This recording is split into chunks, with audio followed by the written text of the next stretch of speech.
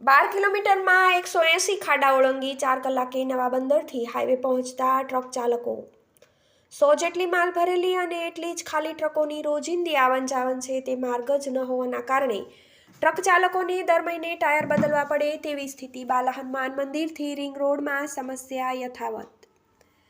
ભાવનગર 100 જેટલી માલ ભરેલી અને એટલી જ ખાલી ટ્રકોની રોજિંદી આવન જાવન છે તે નવા બંદરથી હાઈવેને જોડતા 12 કિલોમીટરના માર્ગમાં 180 જેટલા ખાડાથી ટ્રક ચાલકો ભારે પરેશાની ભોગવી રહ્યા છે. આવા બિસ્માર ટ્રકના ટાયરોને નુકસાન પહોંચતું હોવાથી દર મહિને ટાયર બદલવા પડતા હોવાની વ્યાપક ફરિયાદ પ્રવર્તી રહી છે. ભાવનગરને સમગ્ર વિશ્વમાં ઓળખ આપનાર એશિયાનો સૌપ્રથમ લોકવેટ નવા બંદર પર સ્થિત છે. 20 વર્ષ અગાઉ 10,000 ટનની સ્ટીમર આવતી હતી, ત્યાં કાપ વધતો ગયો. હાલમાં આ બંદરના ગાળામાં 18 ફૂટનો કાપ હોવા છતાં 24 કલાકમાં કામ કરતા આ બંદર પર આવતા નાના મોટા 2000થી 2500 ટનના બાર્જીસ દ્વારા મીઠું, કાચા માલ તરીકે સફેદ પથ્થર, લાઇમસ્ટોન, કોલસો, વિવિધ પ્રકારના કાચા ઔદ્યોગિક માલસામાનના કન્ટેનર વગેરેની હેરફેર કરતા રોજના આશરે 100 થી 125 માલ ભરેલી ટ્રકો અને બંદરે માલ ભરવા જતા એટલા જ ખાલી ટ્રકોની આવન જાવન રહે છે.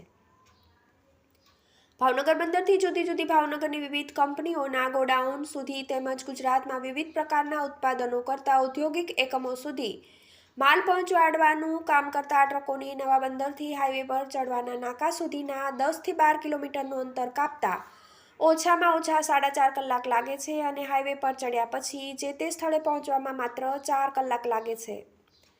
નવા બંદરથી 10 થી 12 કિલોમીટરના અંતરમાં લગભગ 180 જેટલા નાના મોટા ખાડા છે. તે જ રીતે ભાવનગર એરપોર્ટ પરના બાલા હનુમાન મંદિરથી રિંગ રોડ પરથી નવા બંદરનો રૂટ પકડતા રોડ પર અનેક ખાડાઓ છે જે ટ્રકોના ટાયરોને ભારે નુકસાન પહોંચાડે છે.